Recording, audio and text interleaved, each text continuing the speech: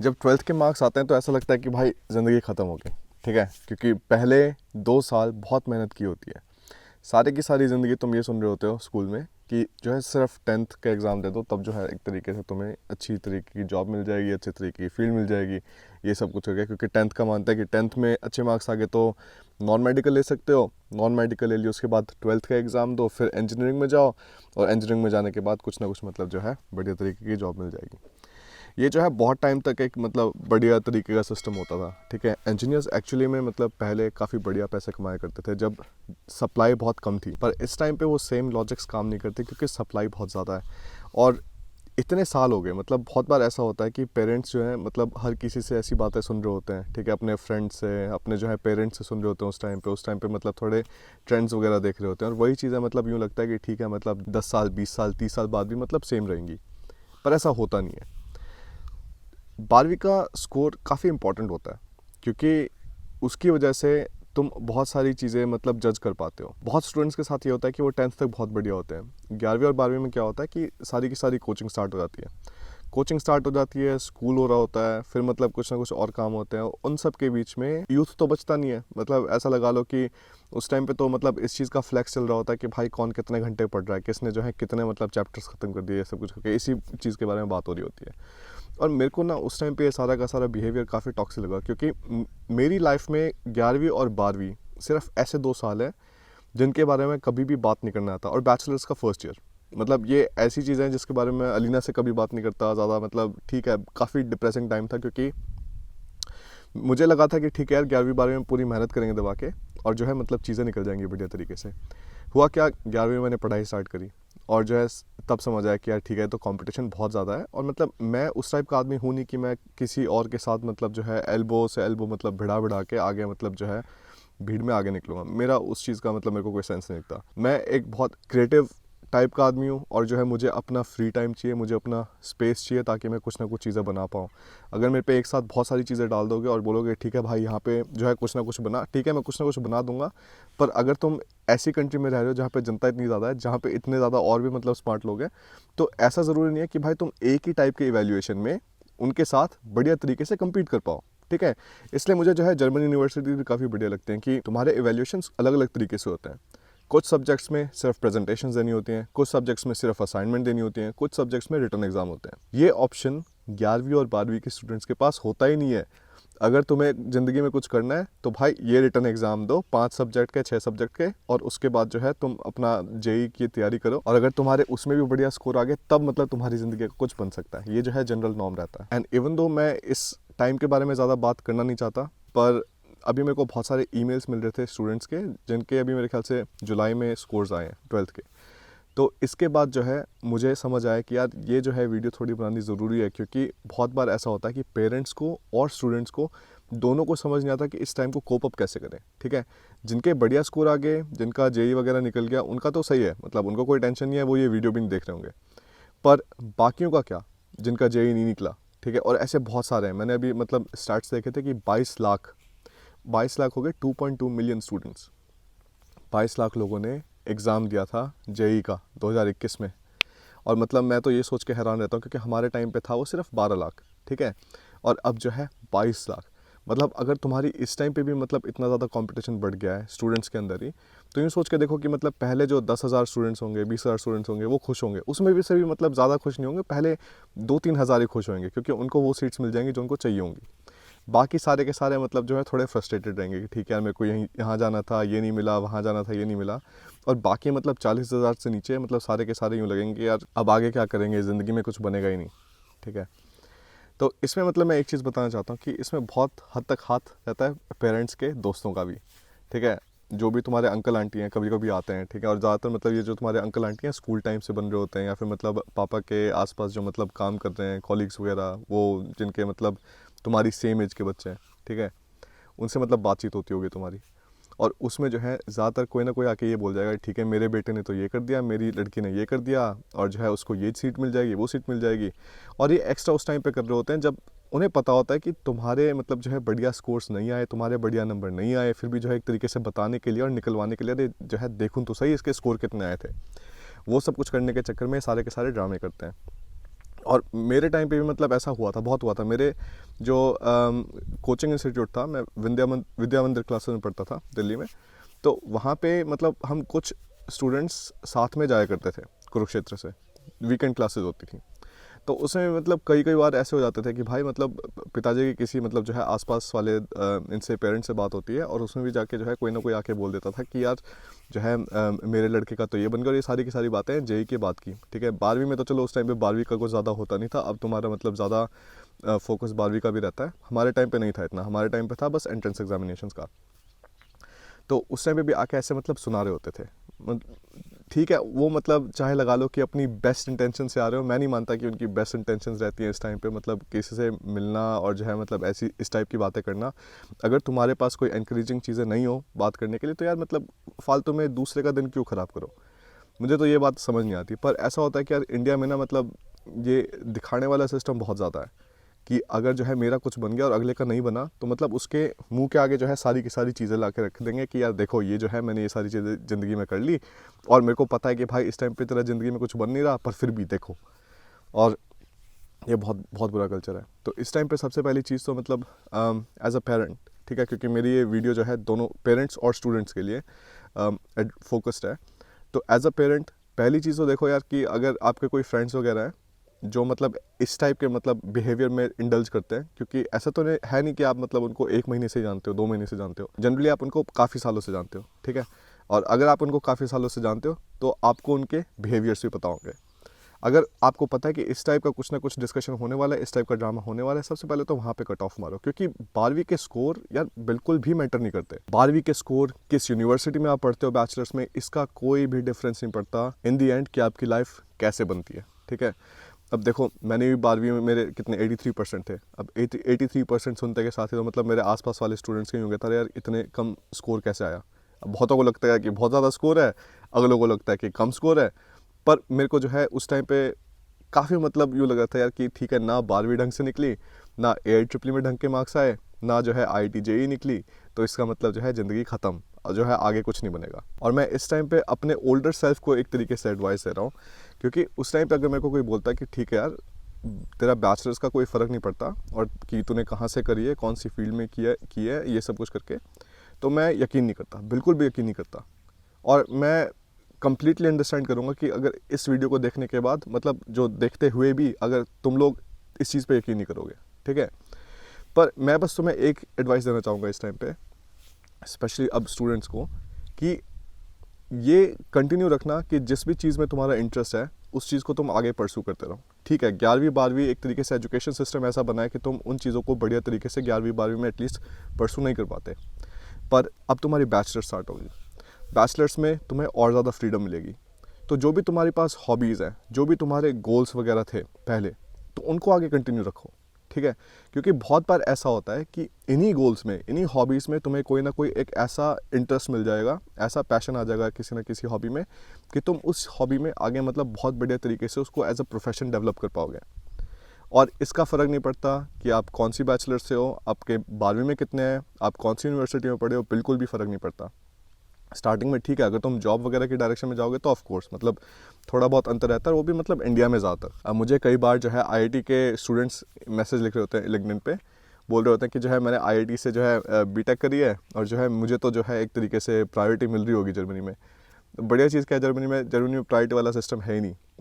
हो सकता है कि आगे मतलब लग जाइए, क्योंकि अभी जो है ज़्यादा स्टूडेंट्स मतलब एक तरीके से अप्लाई नहीं करे जर्मनी में, पर अभी के लिए ऐसा कुछ नहीं है। तो चाहे आप IIT से आओ, चाहे प्राइवेट यूनिवर्सिटी से आओ, स्टेट गवर्नमेंट यूनिवर्सिटी से आओ, कोई फ़र्क नहीं पड़ता, आप फिर भी जर्मनी में आके पढ़ सकते हो, अपनी जो है बढ़िया तरीके से लाइफ सेटल कर सकते हो। क्योंकि इंडिया में ऐसा सिस्टम है कि अगर आप जॉब्स के लिए भी अप्लाई कर रहे हो, मैंने पिछली एक वीडियो बनाई थी जिसमें मैंने दिखाया था कि अलग अलग तरीके के जो है कंपनीज़ वो हमेशा प्रायोरिटाइज़ कर रहे होते हैं, बोलते हैं कि भाई सिर्फ Tier 1 कॉलेजेस के फ्रेशर्स चाहिए हमें, सिर्फ Tier 1 के। तो यार Tier 2 और Tier 3 वाले क्या करें, ठीक है।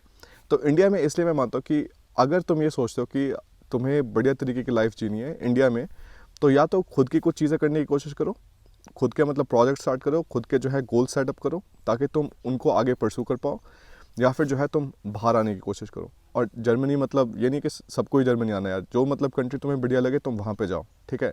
पर ये देखो कि तुम्हारी स्किल्स को सबसे ज़्यादा वैल्यू कहाँ पे मिल रही है। और बहुत बार ऐसा होता है कि यार इंडिया में नहीं मिलती। अब इंडिया में आप ग्राफिक डिज़ाइनर्स की सैलरीज देखो, बहुत बुरी होती है, और सैलरीज बुरी होती है तो एक तरीके से लोगों को ज़्यादा इंटरेस्ट भी नहीं होता उसमें आगे कुछ करने का, और लोगों को एक इंसेंटिव भी नहीं मिलता कि वो उसमें आगे कुछ बढ़िया कर पाए, ठीक है। तो वो जो है मतलब काफ़ी नेगेटिव स्पाइरल डाउन मतलब हो जाता है सारा का सारा। पर इसी हिसाब से आप जर्मनी देख लो, जर्मनी में ग्राफिक डिज़ाइनर्स वगैरह को क्रिएटिव फील्ड्स में मतलब काफ़ी बढ़िया पैसे मिल जाते हैं, ठीक है, क्योंकि सप्लाई काफ़ी कम है, डिमांड ज़्यादा है, और इस हिसाब से आप इवन क्रिएटिव फील्ड्स में अपनी काफ़ी बढ़िया तरीके से लाइफ स्टैब्लिश कर पाते हैं यहाँ पे। तो इस चीज़ का काफ़ी ध्यान रखना। तो पहली चीज़ क्या थी कि जो भी तुम्हारा पैशन है, जो भी तुम्हारी हॉबी है, उसको कंटिन्यू रखना। डजंट मैटर कि 12वीं में क्या स्कोर आया, डजंट मैटर कि जो है बीटेक तुम्हारी कौन सी यूनिवर्सिटी से होगी, क्या होगा, कोई फ़र्क नहीं पड़ता, क्योंकि अगर उस हॉबी को तुम आगे कंटिन्यू रखोगे, उसी चीज़ में थोड़ा बहुत आगे टाइम लगाओगे और देखोगे कि तुम उस चीज़ को आगे मोनेटाइज कैसे कर सकते हो, उस चीज़ से पैसे कैसे कमा सकते हो, तो that is going to pan out well for you, क्योंकि तुम जितना उसमें टाइम लगा पाओगे, because that is something that interest you. तो मोस्ट प्रोबेबली बाकी लोग जिनका उसमें इंटरेस्ट नहीं है, वो they might not be able to perform as well as you, ठीक है। तो उसमें टाइम लगाओ, maybe you can do something nice, पहली चीज़। दूसरी चीज़ क्या है कि cut off your friends who are showing your failures in your face, ठीक है। बहुत लोगों को ऐसा होता है कि यार कि डिफरेंस समझ नहीं आता कि ऐसे मतलब बढ़िया दोस्त कौन से होते हैं और जो है मतलब थोड़े ख़राब दोस्त कौन से होते हैं। ख़राब दोस्त तुम्हारे ऐसे होंगे जिन्हें पता है कि भाई तुम काफ़ी डाउन फील कर रहे हो उस टाइम पे, और तुम बिल्कुल भी हैप्पी नहीं हो कि किस हिसाब से तुम्हारे सारे के सारे रिजल्ट्स आए हैं, ये सब कुछ करके, फिर भी जो है तुम्हारे भाई मुंह पे आके जो है मेरे को ये मिल गया, मेरे को वो मिल गया, वो सब कुछ करके, उस टाइम पे मतलब थोड़ा ऐसा होता है कि यार ठीक है, मतलब अगले का देख लो कि तुम्हारे दोस्त का क्या कुछ डिसीजन आया, क्या कुछ मतलब उनके रिजल्ट्स आए हैं। अगर रिजल्ट्स अच्छे नहीं आए तो यार ये सारी की सारी चीज़ें दिखाने का मेरे को कोई सेंस नहीं दिखता। और अगर बात करनी भी हो तो थोड़ा मतलब पूछ के बात कर लो कि यार ठीक है, मेरे ऐसे ऐसे जो है कोई अपडेट है, मैं तेरे को बताऊँ, या फिर मतलब तू कंफर्टेबल फील नहीं करता इस टाइम पे, ठीक है। तो ये काफ़ी ज़रूरी है, क्योंकि बहुत सारे ऐसे भी दोस्त होते हैं जो मतलब भाई मतलब बस तुझे बुरा दिखाने के लिए मतलब कुछ ना कुछ चीज़ें बता रहे होते हैं, तो उनको काटो और मतलब just really take a look कि तुम्हारा फ्रेंड सर्कल किस टाइप का है। अगर उसमें कुछ लोग हैं जो वहाँ पे बिलोंग नहीं करते, जो तुम्हारी लाइफ में वैल्यू ऐड नहीं करते, जो तुम्हें एनकरेज नहीं करते, उनको काटो, सिंपल। और ऐसे नहीं कि मतलब आप जो है डिस्कस कर रहे हैं कि यार नहीं ऐसे नहीं, ऐसे दोस्तों से कट के कैसे रहेंगे, ये सब कुछ नहीं।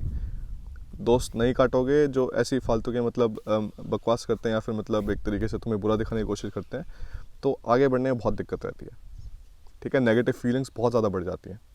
मैं इस टाइम पे मतलब ऐसा है कि मेरे जो भी 11वीं और 12वीं मेरे दोस्त थे, मेरी किससे बात नहीं होती, और बात करने का कोई टॉपिक भी नहीं है इस टाइम पे। मेरी लाइफ मतलब मैं काफ़ी मेहनत कर पाया उसके बाद, लाइफ मतलब बिल्कुल स्ट्रेट लाइन में गई नहीं थी, ठीक है। मतलब it was always ups and downs, पर जब तक तुम अप जाने के लिए कोशिश करते रहोगे तब तक कुछ ना कुछ मतलब एंड में बढ़िया बन जाएगा।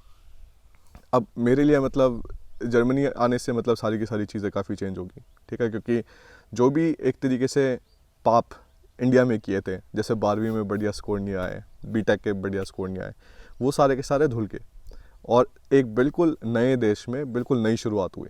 तो उससे जो है मतलब मेरी लाइफ बहुत हद तक चेंज होगी, और मैंने ये देखा है कि बहुत सारे दूसरे स्टूडेंट्स की भी लाइफ बहुत बढ़िया तरीके से चेंज हुई है जर्मनी आके, या फिर मतलब बाकी दूसरे देशों में जाके, ठीक है।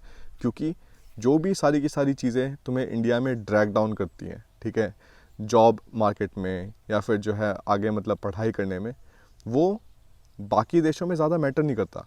तो ठीक है, तुम्हारे कम स्कोर आए हैं, दुनिया के कम स्कोर आते हैं, ठीक है, पर ज़िंदगी तो चलती है ना उनकी आगे।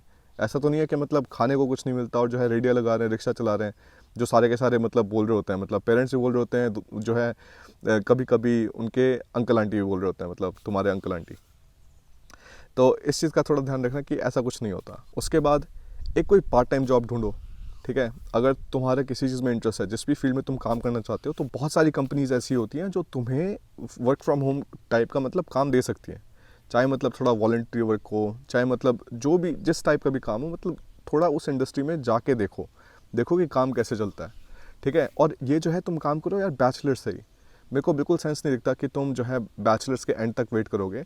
अगर तुम ऐसी किसी कंपनी में जाके काम करना स्टार्ट करोगे, सबसे अच्छा बेनिफिट क्या मिलेगा तुम्हें कि तुम उन लोगों के साथ हो जो सही में तुम्हारे सेम इंटरेस्ट को परसू कर रहे हैं।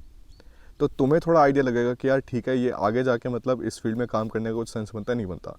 तो मैं सच्ची बता रहा हूँ, ये चीज़ सबसे ज़्यादा मिसिंग है इंडिया में इस टाइम पे, कि तुम बैचलर्स के टाइम पे, और पेरेंट्स भी अपने बच्चों को एनकरेज नहीं करते कि वो बैचलर्स के टाइम से ही कुछ ना कुछ पार्ट टाइम जॉब लेनी स्टार्ट करें। अब यार पार्ट टाइम जॉब का मतलब ये नहीं है कि मतलब तुम हर रोज़ मतलब जो है 4 घंटे 8 घंटे उसमें काम कर रहे हो, नहीं।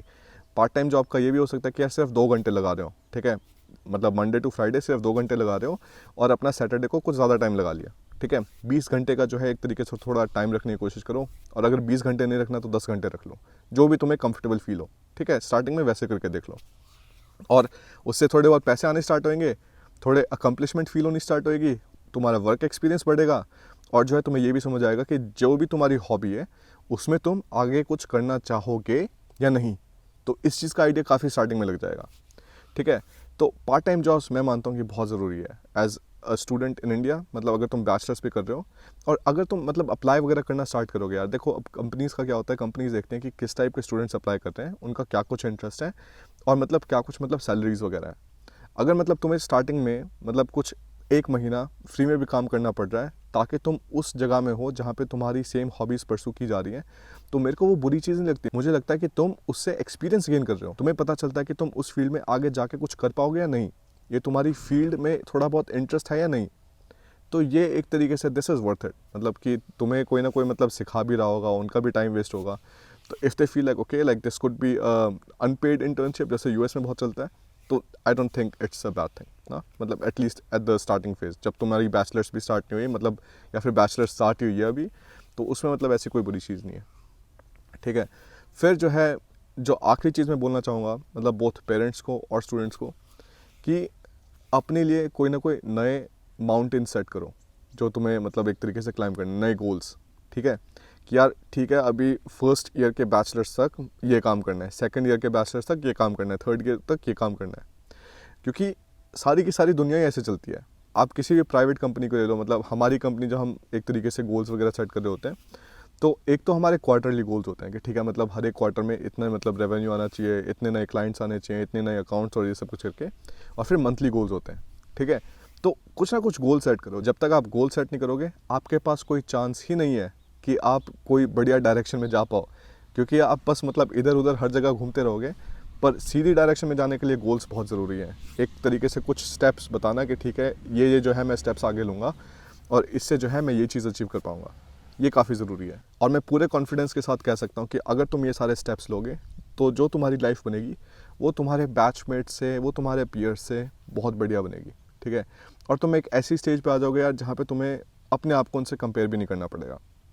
अब मतलब मैं एक ऐसी स्टेज पे आ गया हूँ कि मतलब मेरे को ज़्यादा फ़र्क नहीं पड़ता, मतलब मैं अच्छे पैसे कमा रहा हूँ, अच्छी जगह में रह रहा हूँ, अच्छा पार्टनर है मेरे पास, चॉइसेस बहुत ज़्यादा है। किसी दिन काम करना है तो काम किया, किसी दिन काम नहीं करना तो नहीं किया। किसी दिन डेनमार्क में रहना है तो डेनमार्क में रहो, नॉर्वे में जाना है तो नॉर्वे में जाओ, स्वीडन में जाना है स्वीडन में जाओ। अब जो है फ्राइडे को नॉर्वे निकल रहे हैं, ठीक है, उसके बाद अभी जर्मनी से आए थे, फिर आगे स्वीडन चले जाएंगे। तो ये तो मतलब सारी की सारी जो अपॉर्चुनिटीज़ हैं वो तुम्हें खुद के लिए बिल्ड करनी पड़ती है।